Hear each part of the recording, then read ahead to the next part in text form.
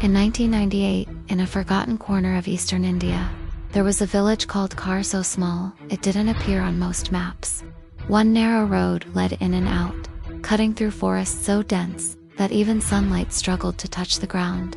Locals said the forest was older than the village itself, and hungry. What happened there over 3 consecutive nights is still discussed quietly among retired police officers and villagers who survived. They don't speak loudly about it, because some things listen. Night 1, the screaming that had no source. On the first night, around 2:17 a.m., villagers were woken by screaming. Not one scream, hundreds. Men, women, children crying together in pain and terror. People rushed out of their mud houses with lanterns, thinking there had been an accident or fire. But the screams weren't coming from any house. They came from everywhere, from the trees, the open fields, even from the dry wells. What made it worse was this. Everyone heard their own family members' voices. A man named Raghav ran toward the forest because he clearly heard his dead mother crying his name. She had been cremated 10 years earlier. Another woman collapsed when she heard her young son screaming, her son who was sleeping safely beside her. When villagers tried to shout back, the screaming stopped instantly, as if something had been listening. The rest of the night passed in dead silence. No insects, no dogs barking. Even the wind disappeared. By morning, people convinced themselves it was mass hysteria. They were wrong. Night 2. The people who walked while sleeping. The second night was quieter. Too quiet. At dawn, a farmer noticed footprints outside his house, bare footprints, muddy, leading toward the forest. When he followed them, he found dozens more. By sunrise, 11 people were missing. Search parties were formed. Police were informed. Forest officers joined. They found the missing villagers by noon standing deep inside the forest, completely still, eyes open, breathing shallow, bodies cold. They were standing upright, facing inward, toward a massive banyan tree whose roots covered the ground like frozen snakes. No one responded to shouting. No one blinked.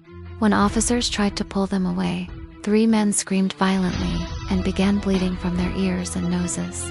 One died on the spot from a brain hemorrhage, according to post-mortem reports. The others were carried back. When they woke hours later, every survivor said the same thing. We were called, not by a voice, but by memories. They described seeing dead relatives, unfinished regrets, childhood fears. Something promised them peace if they came closer. That night, police ordered everyone to stay indoors. They underestimated what was coming. Night 3. The knock that should never be answered. At exactly 1 a.m., knocking began. Soft, polite, patient. Every house heard it. People peeped through cracks in doors and windows. There was no one outside, but the knocking continued from doors, walls, even rooftops. Then came the whispering. Not loud, not threatening, it spoke in familiar voices. Open the door. It's cold. Why did you leave me?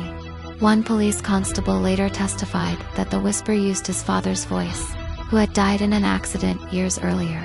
The voice reminded him of a promise he never kept. Some villagers broke. A woman named Sunita opened her door. Witnesses saw her step outside calmly, and then something impossible. Her body lifted slightly off the ground, twisted unnaturally, and slammed backward into her house wall. Her neck snapped instantly. Panic erupted. Gunshots were fired into empty darkness. Children screamed. Elderly people fainted. At 3:40 a.m., the forest answered. Every tree began shaking without wind. A sound came from beneath the ground, like thousands of people breathing together.